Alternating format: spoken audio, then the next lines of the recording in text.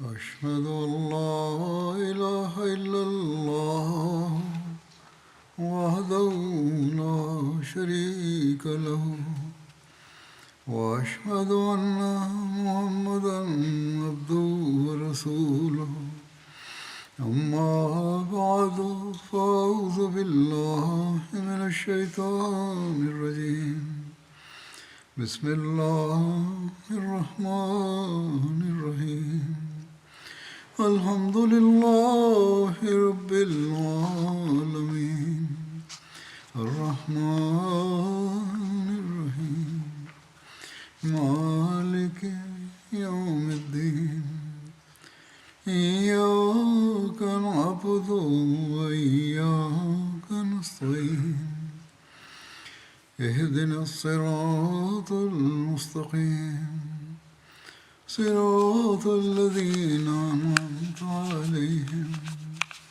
غير المغضوب عليهم ولا الضالين.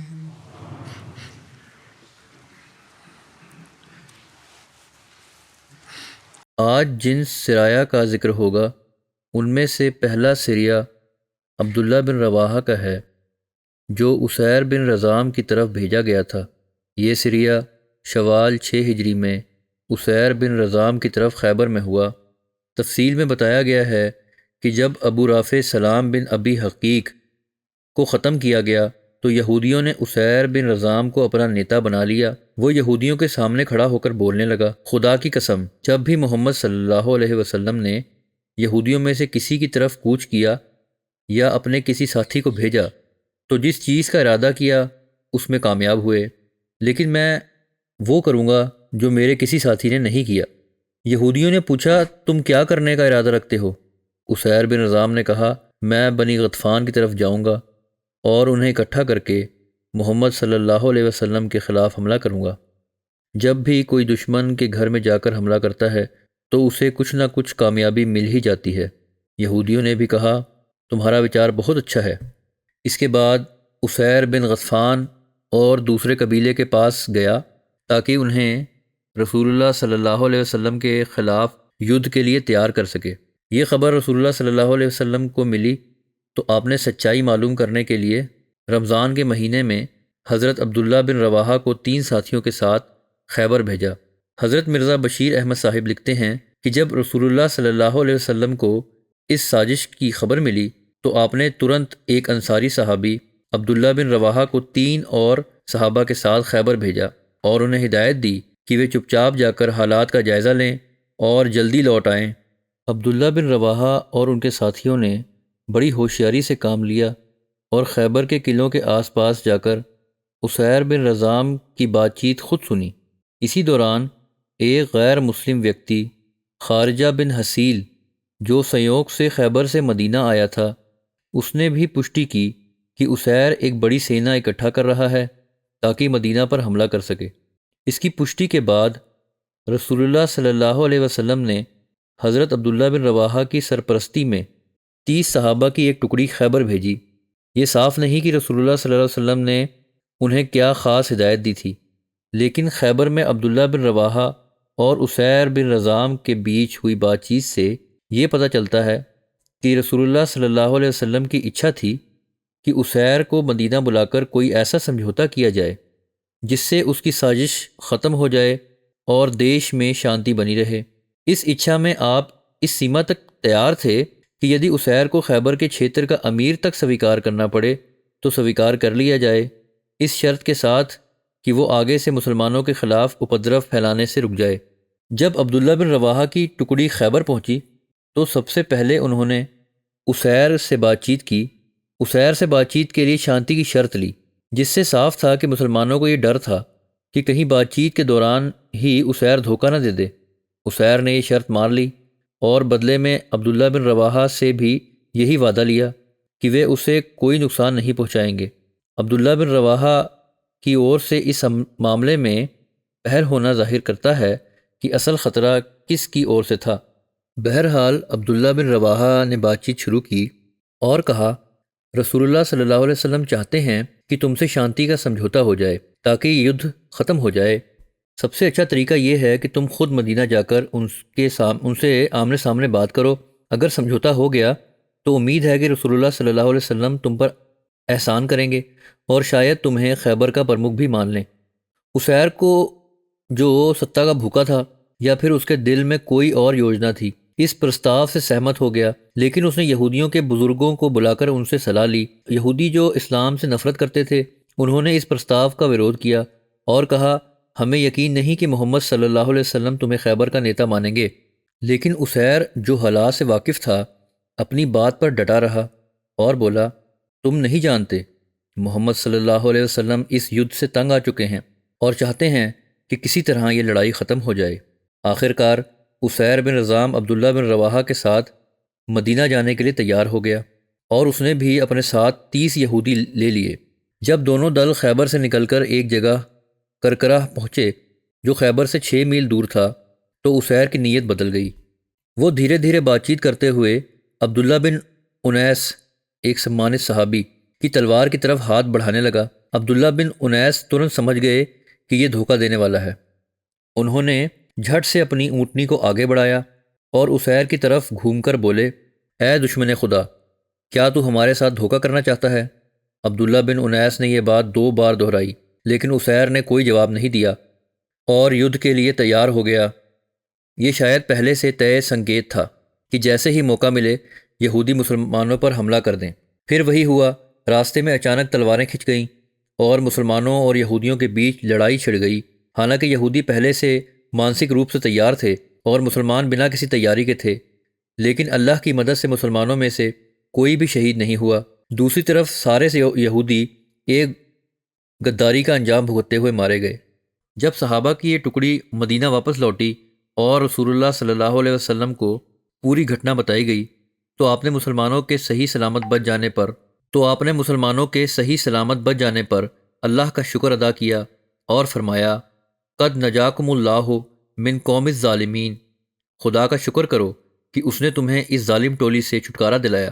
اس گھٹنا کے بارے میں کچھ عیسائی اتہاسکاروں نے یہ آپتی کی ہے کہ مانو عبداللہ بن رواحہ کی ٹولی نے اسیر وغیرہ کو خیبر سے اس ارادے سے باہر نکالا تھا کہ راستے میں موقع پا کر انہیں قتل کر دیا جائے، لیکن یہ آپتی پشچمی ضد اور جھوٹے الزاموں کے سوا کچھ بھی نہیں ہے۔ جو لوگ اسلام پر الزام لگانے کے لیے کچھ بھی کہہ دیتے ہیں ان کے لیے یہ بات کوئی معنی نہیں رکھتی کہ سچ کیا ہے، کیونکہ جیسا کہ پہلے ہی بتایا جا چکا ہے کہ اتہاس میں اس کا کوئی ثبوت نہیں ملتا کہ مسلمان اس نیت سے وہاں گئے تھے، بلکہ اگر گہرائی سے سوچا جائے تو باقی ثبوتوں کو چھوڑ کر صرف عبداللہ بن انیس کے یہ شبد ہی کہ اے اللہ کے دشمن، کیا تو دھوکہ دینے کا ارادہ رکھتا ہے، اور پھر محمد صلی اللہ علیہ وسلم کے یہ شبد کہ خدا کا شکر کرو کہ اس نے تمہیں اس ظالم قوم سے بچا لیا، یہ ثابت کرنے کے لیے کافی ہے کہ مسلمانوں کی نیت بالکل صاف اور شانتی پورن تھی، اور جو کچھ بھی ہوا وہ صرف اس دھوکے کا نتیجہ تھا جو یہودی لوگ اپنے عادت کے مطابق مسلمانوں کے ساتھ کرنا چاہتے تھے، لیکن اللہ نے اپنے فضل سے ان کی ہی سازش کو انہی پر الٹا دیا۔ بہرحال اس سریا کا انت ہوا۔ اب آتا ہے سریا عمر بن امیہ جمری، جو ابو سفیان کی اور بھیجا گیا تھا۔ ابن ہشام، ابن کثیر اور طبری جیسے اتہاسکاروں نے اس سریا کو 4 ہجری کی گھٹناؤں میں رجی کے بعد بیان کیا ہے، لیکن ابن سعد نے اسے 6 ہجری کے سرایا میں لکھا ہے، اور زرقانی نے بھی ابن سعد کی رائے کو زیادہ صحیح مانا ہے۔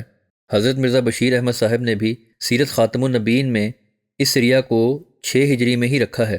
انہوں نے وستار سے لکھا ہے کہ اس سریا کی تاریخ کو لے کر اتہاسکاروں میں متبھید ہے۔ ابن ہشام اور طبری اسے 4 ہجری میں لکھتے ہیں، لیکن ابن سعد اسے 6 ہجری میں بتاتے ہیں۔ علامہ قسطلانی اور زرقانی نے ابن سعد کی بات کو زیادہ صحیح مانا ہے، اس لیے میں نے بھی اسے 6 ہجری میں بیان کیا ہے۔ اللہ بہتر جانتا ہے۔ ابن سعد کی بات کی پشٹی بہقی نے بھی کی ہے، لیکن اس میں اس گھٹنا کے سمے کا پشت ذکر نہیں ملتا۔ اس سریا کا ورنن اس پرکار ہے کہ ابو سفیان نے قریش کے کچھ لوگوں سے کہا کہ کیا تم میں سے کوئی ایسا ہے یا کوئی ایسا نہیں جو محمد صلی اللہ علیہ وسلم کو اچانک بازار میں چلتے پھرتے ہوئے قتل کر دے؟ تب بدوؤں میں سے ایک آدمی ابو سفیان کے پاس آیا اور کہا تو مجھے لوگوں میں سب سے زیادہ مضبوط دل والا پائے گا، میری پکڑ ان سے زیادہ مضبوط ہے اور میں سب سے تیز بھاگ سکتا ہوں، اگر تو میری مدد کرے تو میں وہاں جاؤں گا جب تک کہ اچانک محمد صلی اللہ علیہ وسلم پر حملہ کر دوں۔ میرے پاس ایک خنجر ہے جو گدھ کے پنکھ کی طرح تیز ہے، میں اسے محمد صلی اللہ علیہ وسلم پر وار کروں گا، پھر کسی قافلے میں مل کر بھاگ جاؤں گا، کیونکہ میں راستوں کا بہت اچھا جانکار ہوں۔ ابو سفیان نے کہا، تو ہی ہمارا ساتھی ہے۔ پھر ابو سفیان نے اسے ایک اونٹ اور سفر کے لیے ضروری سامان دیا اور کہا، اپنے کام کو چھپائے رکھنا۔ وہ رات کو نکلا اور 5 دن تک اپنی سواری پر سفر کرتا رہا۔ پھر چھٹی صبح ہرہ میں پہنچا۔ ہرہ کالی پتھریلی زمین کو کہتے ہیں، اور مدینہ 2 ہرراؤں کے بیچ ستھت تھا، ایک پورب میں اور ایک پشچم میں۔ پھر وہ لوگوں کے پاس پہنچا اور مدینہ کے بارے میں پوچھنے لگا، یہاں تک کہ اسے محمد صلی اللہ علیہ وسلم کی موجودگی کا پتہ چل گیا۔ اس نے اپنی سواری کو باندھا اور وہاں پہنچا جہاں آپ صلی اللہ علیہ وسلم تھے۔ نبی کریم صلی اللہ علیہ وسلم نے اسے دیکھ کر فرمایا، یقیناً اس آدمی کا ارادہ دھوکہ دینے کا ہے۔ آپ صلی اللہ علیہ وسلم اس کی حالت سے ہی پہچان گئے کہ یہ دغا کرنے والا ہے اور اللہ اسے اس کے ارادے سے روک دے گا۔ وہ ویکتی رسول اللہ صلی اللہ علیہ وسلم پر حملہ کرنے کے لیے آگے بڑھا، لیکن حضرت اسید بن حدیر نے اس کی چادر کے اندرونی کنارے کو پکڑ کر کھینچ لیا، جس سے اچانک اس کے ہاتھ سے کھنجر گر پڑا اور وہ چلانے لگا، میرا خون میرا خون، یعنی میری جان بخش دو۔ اسے پکڑ لیا گیا۔ حضرت اسید نے اس کی گردن پکڑ لی اور پھر اسے چھوڑ دیا۔ رسول اللہ صلی اللہ علیہ وسلم نے ان سے پوچھا، مجھے سچ سچ بتاؤ، تم کون ہو؟ اس نے کہا، میں امان چاہتا ہوں۔ رسول اللہ صلی اللہ علیہ وسلم نے فرمایا، ٹھیک ہے۔ تب اس نے اپنا سارا بھید کھول دیا اور بتایا کہ ابو سفیان نے اسے کیا کرنے کے لیے بھیجا تھا۔ پھر رسول اللہ صلی اللہ علیہ وسلم نے اسے چھوڑ دیا اور اس رحمدلی سے پربھاوت ہو کر وہ مسلمان ہو گیا۔ اس نے کہا، اے محمد صلی اللہ علیہ وسلم، میں کسی سے نہیں ڈرتا تھا، لیکن جب میں نے آپ کو دیکھا تو میرا دماغ سن ہو گیا اور میرا دل کمزور پڑ گیا۔ پھر مجھے احساس ہوا کہ آپ سچ میں اللہ کے بھیجے ہوئے ہیں اور ابو سفیان کی سینہ دراصل شیطان کی سینہ ہے۔ یہ سن کر رسول اللہ صلی اللہ علیہ وسلم مسکرانے لگے۔ وہ آدمی کچھ دن تک مدینہ میں رکا، پھر رسول اللہ صلی اللہ علیہ وسلم سے اجازت لے کر چلا گیا۔ اس کے بعد اس کا کوئی ذکر نہیں ملتا، اتہاس میں اس کا نام دوبارہ نہیں آتا۔ رسول اللہ صلی اللہ علیہ وسلم نے عمر بن امیہ اور سلمہ بن اسلم کو ابو سفیان بن حرب کی طرف بھیجا اور فرمایا، اگر تم دونوں اسے غفلت ارتھات بے خبری کی حالت میں پاؤ تو اسے قتل کر دینا۔ اگر وہ اسی ارادے میں لگا ہوا ہے تو ٹھیک ہے، اس کا علاج بھی یہی ہے کہ اسے ختم کر دیا جائے تاکہ یہ جھگڑا ختم ہو۔ ابن ہشام نے بیان کیا ہے کہ رسول اللہ صلی اللہ علیہ وسلم عمر بن امیہ کے ساتھ جبار بن صخر انصاری کو بھی بھیجا تھا۔ یہ دونوں وہاں سے چلے یہاں تک کہ مکہ کے قریب پہنچ گئے اور انہوں نے اپنے اونٹوں کو یاجج کی پہاڑی کی ایک گھاٹی میں چھپا دیا جو مکہ سے 8 میل کی دوری پر تھی۔ پھر رات میں مکہ میں داخل ہوئے۔ حضرت جبار بن سلمہ نے عمر سے کہا، کاش کہ ہم بیت اللہ کا طواف کر لیتے اور 2 رکعت نماز ادا کر لیتے۔ عمر نے کہا، یہ لوگ جب رات کا کھانا کھا لیتے ہیں تو اپنے آنگنوں میں بیٹھ جاتے ہیں، اگر وہ مجھے دیکھیں گے تو پہچان لیں گے۔ میں مکہ میں سفید اور کالے گھوڑے سے بھی زیادہ مشہور ہوں، یعنی مجھے بہت لوگ جانتے ہیں اور پہچانتے ہیں۔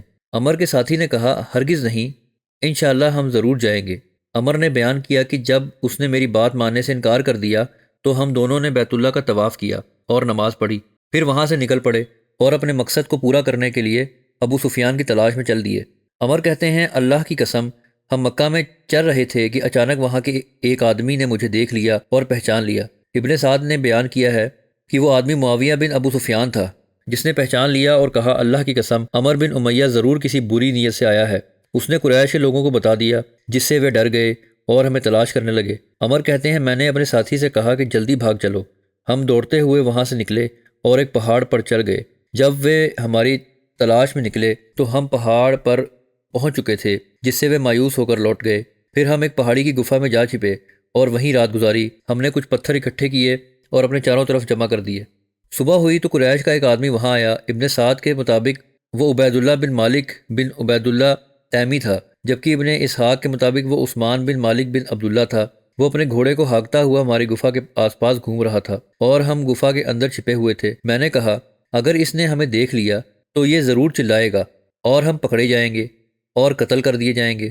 عمر کہتے ہیں، میرے پاس ایک خنجر تھا جسے میں نے ابو سفیان کے لیے تیار کیا تھا۔ میں نکلا اور اس کے سینے پر وار کر دیا۔ وہ زور سے چیخا، جس سے مکہ والوں نے اس کی آواز سن لی۔ میں واپس گفا میں لوٹ آیا اور لوگ تیزی سے اس کی طرف دوڑے۔ وہ اپنے آخری لمحوں میں تھا۔ انہوں نے پوچھا کہ تجھے کس نے مارا؟ اس نے جواب دیا، عمر بن امیہ، اور پھر وہیں مر گیا اور ہماری جگہ نہ بتا سکا۔ ایک روایت میں ہے کہ جب لوگوں نے اسے پایا تو اس میں اتنی طاقت نہیں تھی کہ مکہ والوں کو ہماری جگہ بتا سکے۔ عمر بن امیہ بیان کرتے ہیں کہ میں نے اپنے ساتھی سے کہا، اپنی جان بچا کر بھاگ جاؤ، تم اپنے اونٹ کے پاس جاؤ، اس پر سوار ہو کر نکل جاؤ۔ وہ چلا گیا اور میں وہاں سے نکل کر ججنان پہنچا۔ جو مکہ سے 12 میل دور ایک پہاڑ تھا۔ پھر میں ایک گفا میں چھپ گیا۔ عمر کہتے ہیں پھر میں وہاں سے نکل کر ارج پہنچا۔ ارج مکہ اور مدینہ کے بیچ کی ایک گھاٹی تھی جہاں قافلے ٹھہرا کرتے تھے۔ وہاں سے میں اپنی سواری پر سوار ہو کر چلا یہاں تک کہ نقی پہنچ گیا۔ نقی مدینہ سے 2 راتوں کی دوری پر ایک جگہ تھی۔ ابن ہشام کی کتاب میں لکھا ہے کہ قریش کے 2 آدمی مدینہ کی طرف آ رہے تھے جنہیں قریش نے جاسوسی کے لیے بھیجا تھا تاکہ وہ مدینہ کے حالات کا پتہ لگا سکیں۔ عمر کہتے ہیں میں نے ان سے کہا کہ خود کو میرے حوالے کر دو، لیکن انہوں نے انکار کر دیا۔ عمر نے کہا میں نے ان میں سے ایک کو تیر مار کر قتل کر دیا اور دوسرا ڈر کر میرے حوالے ہو گیا، اسے باندھ کر مدینہ لے آیا۔ عمر کہتے ہیں ہم دونوں کے بیچ لڑائی ہوئی تھی اور تیر چلے تھے۔ جب میں مدینہ پہنچا اور رسول اللہ صلی اللہ علیہ وسلم سے ملا تو میں نے اپنے تمام حالات بیان کیے اور آپ صلی اللہ علیہ وسلم ہنس رہے تھے کہ آپ نے میرے لیے خیر کی دعا فرمائی۔ اس سریے کے بارے میں وبھن کتھائیں ملتی ہیں۔ ابن ہشام، ابن کثیر اور طبری آدی نے اسے 4 ہجری میں بیان کیا ہے اور اس سندرب میں حضرت خبیب بن عدی کی لاش کو لکڑی سے اتارنے کا ذکر کیا ہے۔ حضرت خبیب واقعہ رجی میں قید ہو کر مکہ میں بیچے گئے تھے اور قریش نے انہیں لکڑی پر باندھ کر شہید کیا تھا، لیکن ابن سعد کے عمر بن امیہ کے سریے کے تحت ان کی لاش کو لکڑی سے اتارنے کا الیکھ نہیں کیا۔ ابن سعد کی روایت اس معاملے میں ادھک وشوسنیہ لگتی ہے کیونکہ حضرت خبیب کی لاش اتارنے کے لیے ایک الگ ابھیان بھیجے جانے کا الیکھ ملتا ہے۔ زرکانی نے بھی یہی رائے رکھی ہے اور عمر بن امیہ کے ابھیان کے انت میں لکھا ہے عدی کی لاش کو اتارنے کے لیے رسول اللہ صلی اللہ علیہ وسلم نے حضرت زبیر اور مقداد کو بھیجا گیا تھا۔ سیرت خاتم النبیین میں حضرت مرزا بشیر احمد صاحب نے یہ بھی لکھا ہے کہ عمر بن امیہ کے اس سریے میں حضرت خبیب بن عدی کی لاش اتارنے کا کوئی ذکر نہیں ملتا۔ اس بارے میں انہوں نے وستار سے لکھا ہے غزوہ احزاب کی اپمان جنک اسفلطاس نے مکہ کے قریش کو آگ بگولا کر دیا تھا اور یہ غمگین آگ اب سب سے ادھک ابو سفیان کے اندر جل رہی تھی جو مکہ کا پرمکھ تھا اور احزاب کے یدھ میں بری طرح پراجت ہوا تھا۔ کچھ سمے تک ابو سفیان اس غم میں بھیتر ہی بھیتر جلتا رہا، لیکن انتتہ جب اس کا دھیرے سماپت ہو گیا تو اس نے اپنے اندر جل رہی اس نفرت کو باہر نکالنے کا نشچے کیا۔ قریش کی سب سے بڑی دشمنی سوئم رسول اللہ صلی اللہ علیہ وسلم سے تھی، اس لیے اب ابو سفیان نے سوچا کہ جب کھلی سازشیں اور چالیں ناکام ہو چکی ہیں تو کیوں نہ کوئی گپت یوجنا بنائی جائے جس سے محمد صلی اللہ علیہ وسلم کو ختم کیا جا سکے۔ وہ جانتا تھا کہ عام طور پر بنا کسی وشیش سرکشا کے مدینہ میں گھومتے ہیں، مسجد میں پرتی دن 5 سمے کی نماز کے لیے جاتے ہیں اور یاتراؤں میں بھی سوتنتر روپ سے رہتے ہیں۔ یہ ایک بھاڑے کے ہتھیارے کے لیے سنہرا افسر ہو سکتا ہے۔ یہ وچار من میں آتے ہی ابو سفیان نے کچھ یوکوں کو اپنے پاس بلایا اور پوچھا کہ کیا ان میں سے کوئی ایسا ویر ہے جو مدینہ جا کر گپت روپ سے محمد صلی اللہ علیہ وسلم کا انت کر سکے۔ یوکوں کو یہ وچار پسند آیا۔ کچھ دنوں بعد ایک بدو یوک ابو سفیان کے پاس آیا اور بولا میں نے آپ کی یوجنا سنی ہے اور میں اس سے پورا کرنے کے لیے تیار ہوں۔ پہلے جس پرکار گھٹنا بیان ہوئی ہے اس گھٹنا کو حضرت مرزا بشیر احمد صاحب نے بھی بیان کیا ہے۔ میں ایک نڈر یودھا ہوں، میری پکڑ مضبوط اور وار سٹیک ہوتا ہے۔ یدی آپ مجھے اس کام کے لیے چنیں اور میری سہایتا کریں تو میں محمد صلی اللہ علیہ وسلم کو مار ڈالوں گا۔ میرے پاس ایک ایسا خنجر ہے جسے میں گپت روپ سے چھپا سکتا ہوں اور صحیح سمے پر وار کر سکتا ہوں، پھر میں کسی کارواں میں چھپ کر بھاگ جاؤں گا اور مجھے کوئی پکڑ نہیں پائے گا۔ ابو سفیان نے اسے سراہا اور کہا بس تم ہمارے کام کے آدمی ہو۔ پھر اس نے اس یوک کو تیز رفتار اونٹنی یاترا کا سامان اور دھن دے کر ودا کیا اور ہدایت دی کہ یہ رہسیہ کسی پر پرکٹ نہ ہونے پائے۔ وہ یوک دن میں چھپ کر اور رات میں یاترا کرتے ہوئے 6 دن مدینہ پہنچ گیا۔ جب اس نے رسول اللہ صلی اللہ علیہ وسلم کے بارے میں پوچھا تو اسے بتایا گیا کہ آپ بنی عبد الاشل کی مسجد میں ہیں، وہاں جا کر وہ آپ کی اور بڑھا۔ لیکن جیسے ہی رسول اللہ صلی اللہ علیہ وسلم نے اسے اپنی اور آتے دیکھا آپ سمجھ گئے کہ وہ کسی بری نیت سے آیا ہے۔ جب وہ اور تیزی سے آگے بڑھا تو انصار کے ایک پرمکھ اسید بن حضیر ترنت اس کی اور جھپٹے اور اسے پکڑ لیا۔ اس چھینا جھپٹی میں اس کا چھپا ہوا خنجر زمین پر گر پڑا۔ اب ستھی سپشٹ ہو گئی۔ وہ یوک گھبرا کر چلایا میرا خون میرا خون۔ جب اسے پوری طرح قابو میں کر لیا گیا تو رسول اللہ صلی اللہ علیہ وسلم نے اس سے پوچھا سچ سچ بتاؤ تم کون ہو اور یہاں کیوں آئے ہو؟ اس نے کہا اگر میری جان بخش دی جائے تو میں سچ بتا دوں گا۔ پھر اس نے پوری کہانی بیان کر دی کہ ابو سفیان نے اسے اس کام کے لیے بھیجا تھا اور انعام کا وعدہ کیا تھا۔ رسول اللہ صلی اللہ علیہ وسلم نے اسے معاف کر دیا۔ کچھ دن مدینہ میں ٹھہرنے کے بعد وہ یوک سوئم مسلمان ہو گیا۔ ابو سفیان کی اس کٹی سازش کے بعد یہ اور بھی آوشک ہو گیا کہ مکہ کے ارادوں اور یوجناؤں کی نگرانی کی جائے۔ اس لیے رسول اللہ صلی اللہ علیہ وسلم نے 2 ساتھیوں عمر بن امیہ زمری اور سلمہ بن اسلم کو مکہ بھیجا تاکہ وہاں کی گتی ودیوں کا جائزہ لیا جا سکے۔ آپ صلی اللہ علیہ وسلم نے انہیں ابو سفیان کو مارنے کی انومتی بھی دی، لیکن جب وہ مکہ پہنچے تو قریش کو خبر ہو گئی اور وہ جان بچا کر واپس لوٹ آئے۔ راستے میں انہیں قریش کے 2 جاسوس ملے جنہیں مکہ کے سرداروں نے مسلمانوں کی گتیودیاں جاننے کے لیے بھیجا تھا۔ یہ بھی سمبھو تھا کہ یہ کسی نئی سازش کا حصہ ہو۔ عمر اور سلمہ کو ان کی جاسوسی کا پتہ لگ گیا اور انہوں نے ان پر حملہ کیا۔ ایک جاسوس مارا گیا اور دوسرے کو پکڑ کر وہ مدینہ لے آئے۔ باقی انشاءاللہ آئندہ ورنن ہوگا۔ پاکستان کی استھتی کے لیے میں لگاتار پرارتھنا کے لیے کہتا رہتا ہوں۔ کئی بار اس میں بہت ادھک تیرتا آ جاتی ہے اور ایسا لگتا ہے کہ پرشاسن اور سرکار بھی کٹر پنتھی مولویوں کے ہاتھوں کی کٹ پتلی بنی ہوئی ہے۔ پہلے خبریں آتی تھیں کہ کسی مسجد کا مینار گرا دیا گیا یا کسی مسجد کی محراب توڑ دی گئی، انہیں اسی پر آپتی تھی۔ لیکن اب اس کا میں کل انہوں نے سڑک نرماڑ کے بہانے پہلے ایک نوٹس بھیجا کہ اس چھیتر کی زمین لی جائے گی اور پھر بلڈوزر چلا کر جگہ صاف کی جائے گی۔ اس سے وضو خانہ آدی کا تھوڑا سا حصہ پربھاوت ہوتا، لیکن جب وہ بلڈوزر لے کر آئے تو مولویوں کے کہنے پر پوری مسجد کو دھوس کر دیا، اسے شہید کر دیا۔ یہ مسجد بہت پرانی تھی، وبھاجن سے پہلے کی بنی ہوئی تھی اور اسے شاید حضرت چودھری ظفر اللہ خان صاحب نے بنوایا تھا۔ بہرحال یہ لوگ اب اتنی حد تک بڑھ گئے ہیں کہ اب کیول اللہ ہی ہے جو جلد ان کی پکڑ کا انتظام کرے اور ان کے شریعنتر انہی پر الٹ دے۔ اس لیے احمدیوں کو، وشیش روپ سے پاکستان کے احمدیوں کو بہت ادھک دعاؤں کی ضرورت ہے، اس اور دھیان دیں۔ اسی طرح فلسطین کے بارے میں بھی جو سمجھوتا ہو رہا ہے، کبھی کہتے ہیں ہو گیا، کبھی کہتے ہیں نہیں ہوا۔ سمجھوتے کے بعد بھی گھٹنائیں ہو رہی ہیں۔ اس پر کچھ لوگ بے وجہ خوشی کا اظہار کرنے لگتے ہیں، لیکن انہیں سمجھنا چاہیے کہ دجالی طاقتوں پر کوئی بھروسہ نہیں کیا جا سکتا۔ وہ کچھ کہتے ہیں اور کرتے کچھ ہیں، اس لیے ضرورت سے زیادہ خوش فہمی کی آوشکتا نہیں ہے۔ ان کے لیے دعا کرنے کی ضرورت بھی ہے اور مسلمانوں کو سمجھداری سے کام لیتے ہوئے اپنے ادھیکار پراپت کرنے کے لیے پریاس کرنا چاہیے۔ اللہ تعالیٰ مسلم امت کو بھی عقل اور سمجھ پردان کرے۔ اب میں کچھ مرحومین کا ذکر کروں گا اور بعد میں جنازہ غائب پڑھاؤں گا۔ پہلا ذکر ہے مکرم شیخ مبارک احمد صاحب کا۔ یہ روا میں صدر انجمن احمدیہ کے ناظر دیوان تھے۔ ان کا 11 جنوری کو 77 ورش کی عمر میں ندھن ہوا۔ انا للہ و انا الیہ راجعون۔ مرحوم موسی تھے، پیدائشی احمدی تھے اور ان کے دادا شیخ محمد دین صاحب نے 1938 میں بیعت کی تھی۔ ان کا سنبند تحصیل بٹالہ، ضلع گرداسپور کے قصبہ کتھو ننگل سے تھا۔ شیخ مبارک صاحب نے بی اے اور بی ایڈ تک شکشا پراپت کی اور 1966 سے 1981 تک لگ بھگ 15 ورشوں تک تعلیم الاسلام ہائی اسکول میں شکشک کے روپ میں سیوائیں دیں۔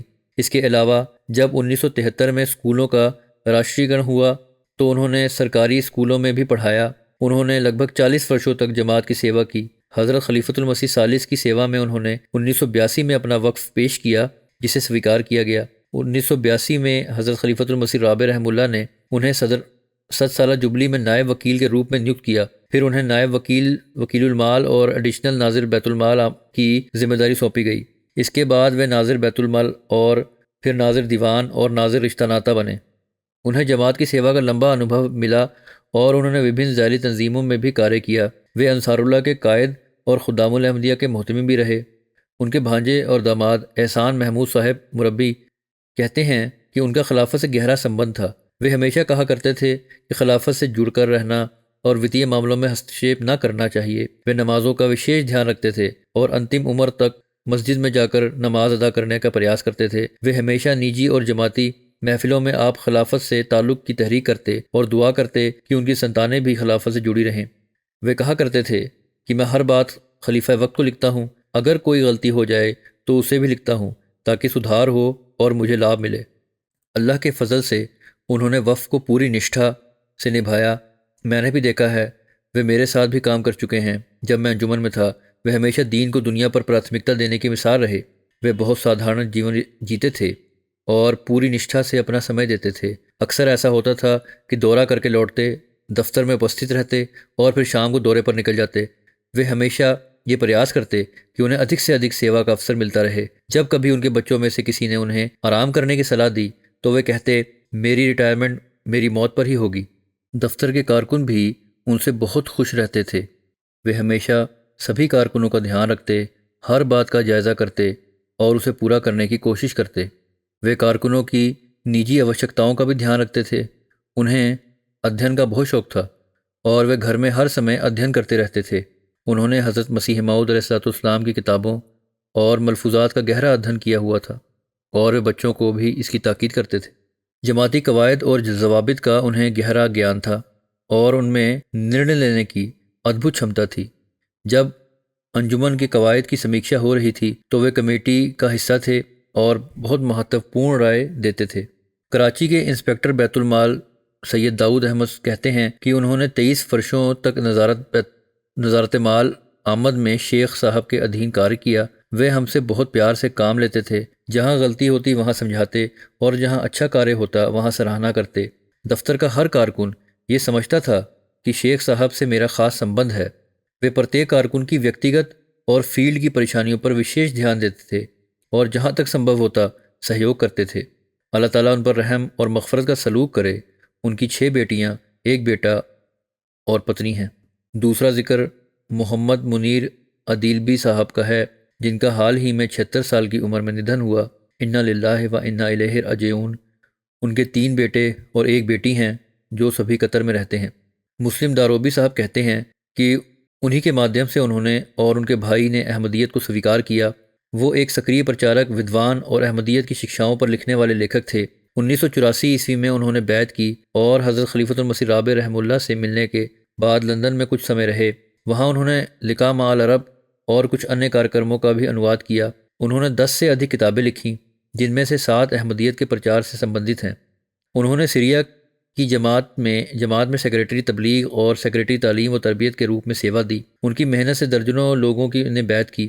مشرب گاؤں میں احمدیت انہی کے مادھیم سے پہنچی، جس سے احمدیت کے ورودھیوں نے ایک بار ان کی گاڑی تک کو آگ لگا دی۔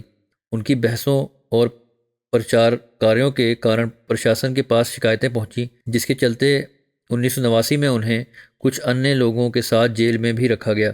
سیریا کے حالات بگڑنے پر وہ اپنے بچوں کے ساتھ قطر چلے گئے۔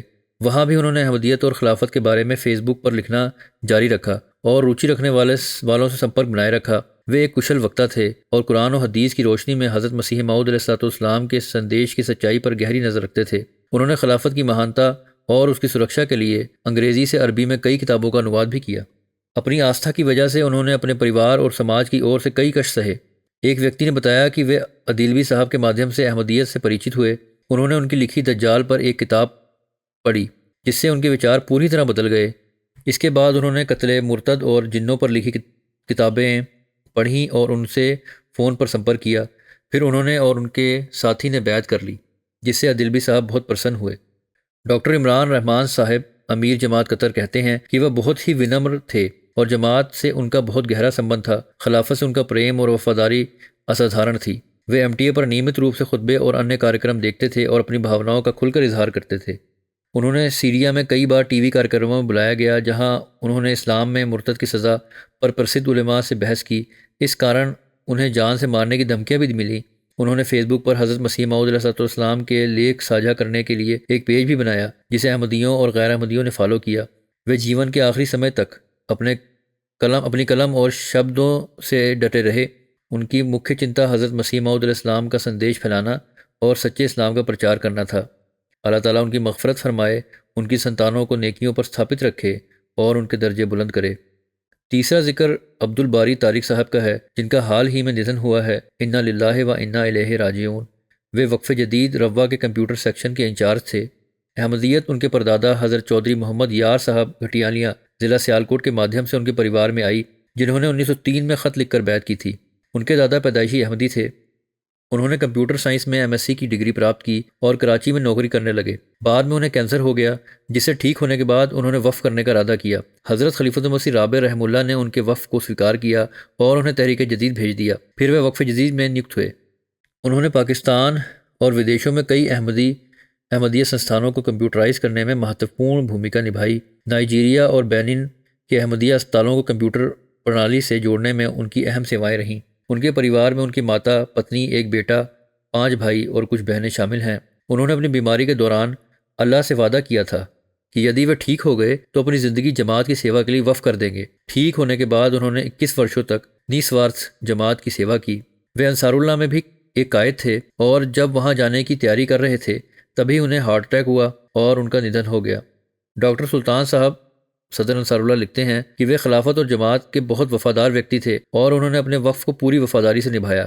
انہیں جماعت کی سیوا کرنے میں ہی سکون ملتا تھا۔ جب کسی نے انہیں صلاح دی کہ وہ اپنے کمپیوٹر سیواؤں کے بدلے پیسے لیں تو انہوں نے جواب دیا، میں وقف زندگی ہوں، میرا بدلہ اللہ کے پاس ہے۔ وہ آخری سانس تک اپنی سیوا کے وعدے پر قائم رہے۔ اللہ تعالیٰ ان پر رحم کرے، ان کی مغفرت کرے، آمین۔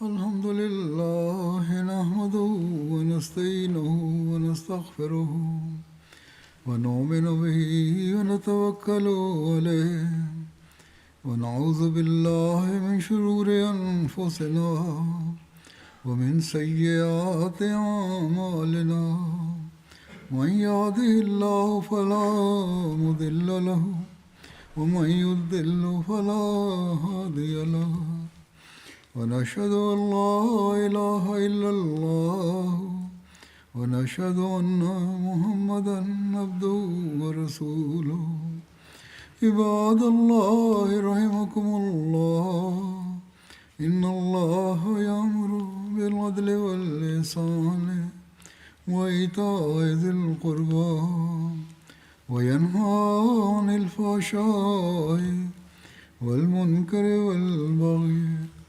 يعظكم لعلكم تذكرون اذكروا الله يذكركم وادعوه يستجب لكم ولذكر الله أكبر